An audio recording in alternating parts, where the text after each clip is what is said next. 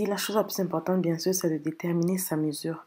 Alors, je vous conseille de mesurer votre pied et à partir de l'extrémité supérieure, prendre la distance et ajouter 2 tailles en plus pour éviter que ce ne soit trop petit. Parce que si vous découpez votre taille, disons, suivant les lignes de la semelle, ce sera juste trop étroit, disons. Donc, après avoir fait cela, donc, dans mon cas, je ne découpe pas parce que je fais une taille ici 43 et vu que le max c'est 45, c'est juste parfait pour moi. Donc, je ne découpe pas. Donc, après avoir déterminé votre mesure et quand vous êtes satisfait de votre base, vous posez la semelle sur le feutre et vous en dessinez les contours en laissant une marge, un bord d'environ, disons, demi-centimètre. Ok. Ensuite, vous découpez. Ça, c'est la phase découpage. Et aussi, n'oubliez pas de mettre une protection en dessous pour éviter d'endommager votre table ou bien je sais quoi. Refaites la même chose 3 fois en calquant sur le premier exemplaire. Sur du papier carton, j'ai retaillé une espèce de patron pour la partie supérieure. Je vous mettrai les indications, dimensions dans l'infobox.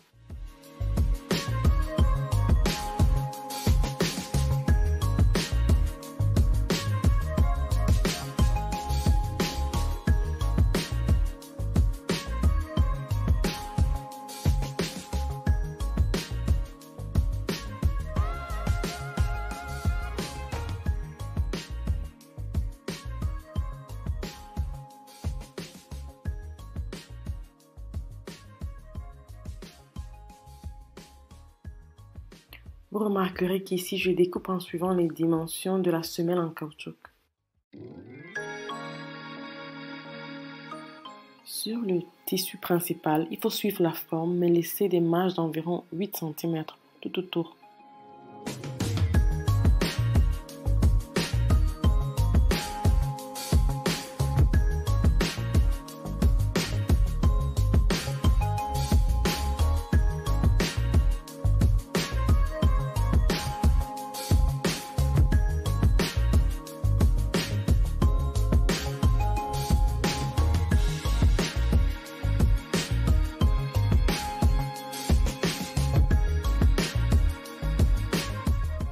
À cette phase, vous devez avoir le tissu de doublure bonne face regardant vers vous, le rembourrage, le feutre et le tissu principal mauvaise face regardant vers vous. Ensuite, pour la semelle, voilà, c'est le bon côté, le feutre, le rembourrage, la semelle en caoutchouc et le feutre.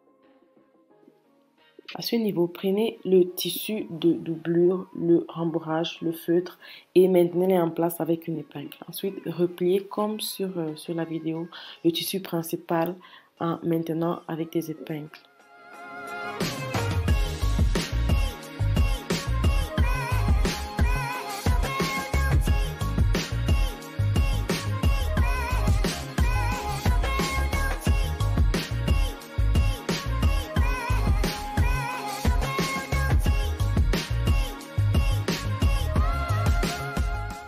Ok, tout autour, faites ce point-là. J'ai oublié comment ça s'appelle, mais je pense que c'est assez clair sur la vidéo. C'est un point très très simple. Ça ne doit pas être parfait.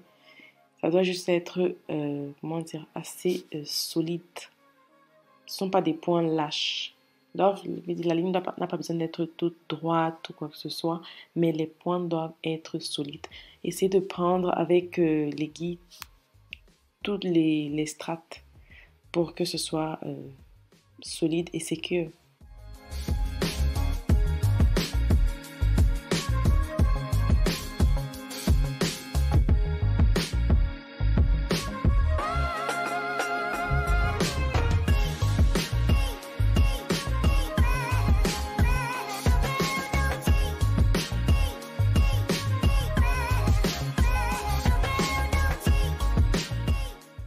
Ok, le tour de la semelle. Donc, rassurez-vous que toutes les strates soient bien en place, chacune à sa place et bien alignées. Et maintenez le tout avec une épingle pour que ça ne bouge plus.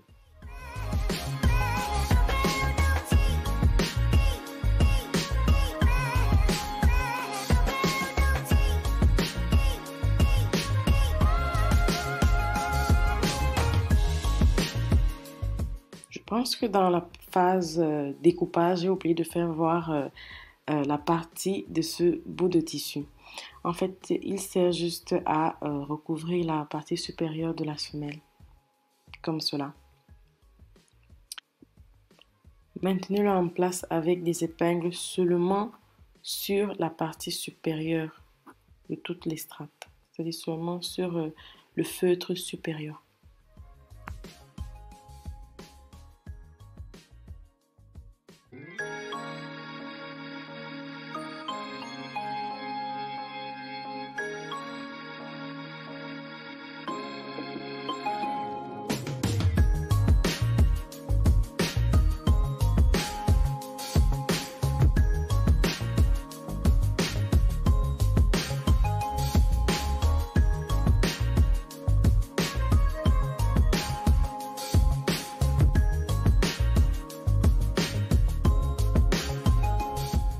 Préparez une aiguille avec un fil simple et faites le tour de ce sandwich, disons, de façon à le maintenir bien en place. C'est important que tout reste à sa place. Ici aussi, pas besoin d'être parfait parce que c'est un point simple qui va être retiré lorsque la pantoufle sera terminée. C'est juste pour que les choses restent bien en place et que rien ne bouge.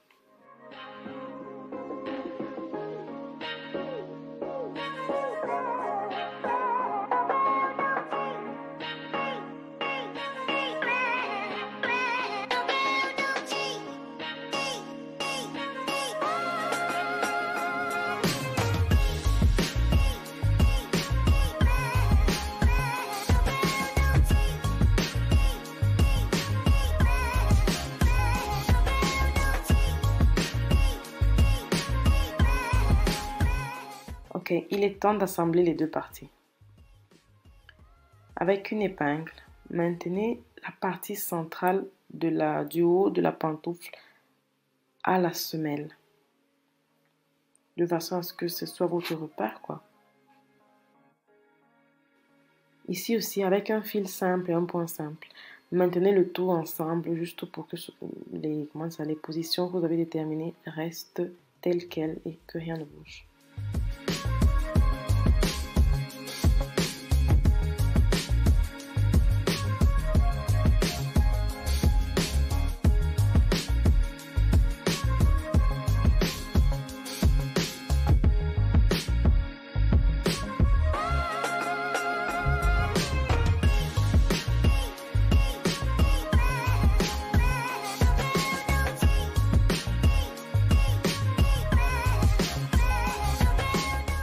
À ce niveau, la pantoufle est prête pour la couture définitive, à main bien sûr. Alors le point que je réalise ici et qui est vraiment le point qui va rendre la pantoufle solide et maintenir tout en place s'appelle le punto festone et je ne sais pas comment on dit ça en français. Donc si quelqu'un veut bien m'aider et me dire comment ça s'appelle en français, grazie.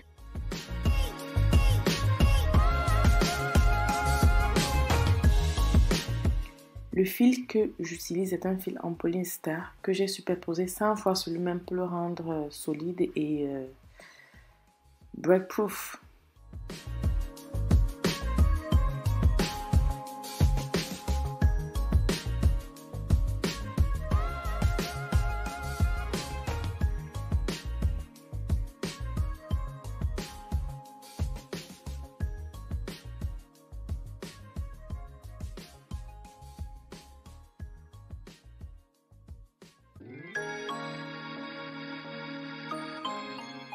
Alors à ce niveau, faites attention à prendre avec l'aiguille toutes les trois épaisseurs, c'est-à-dire le feltre du bas, le feltre supérieur et la partie supérieure de la pantoufle. Parce que le feltre du milieu pourrait en quelque sorte vous échapper et ce serait pas bien, quoi. Ça rendrait le tout pas très solide.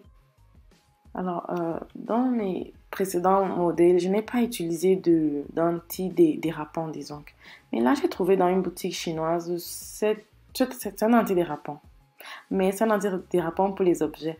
J'ai trouvé que ça ferait très bien l'affaire dans mon cas. Et voilà, j'ai retaillé sur le contour de la pantoufle et j'ai juste collé avec de la colle instantanée.